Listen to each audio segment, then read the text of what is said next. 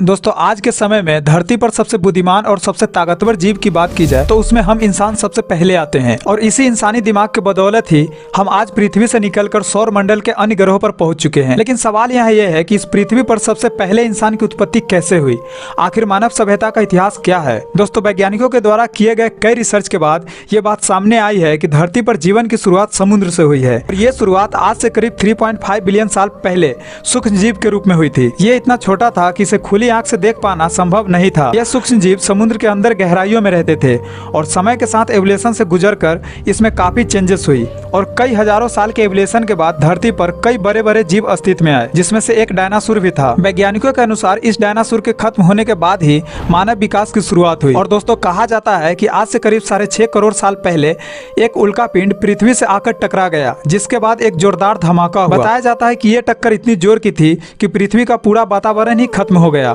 और पृथ्वी का पूरा इकोसिस्टम ही बदल गया और उसी के साथ डायनासोर का अंत भी हो गया। इस विनाश के दौरान एक ऐसा भी जीव था जो बच गया और ये चूहों के तरह दिखने वाला जीव ही हमारा पूर्वज था, क्योंकि ये जमीन के काफी अंदर रहते थे। और जब करोड़ों साल बाद पृथ्वी का वातावरण ठीक हुआ तो ये मेमल्स समय के साथ विकसित होते गए और गिलहरियों की तरह दिखने लगे और पेड़ों पर रहा करते थे। समय बदलता गया और अब ये चिंपैंजी की तरह दिखने लगे। धीरे धीरे जमीन पर रहना और चलना सीखा।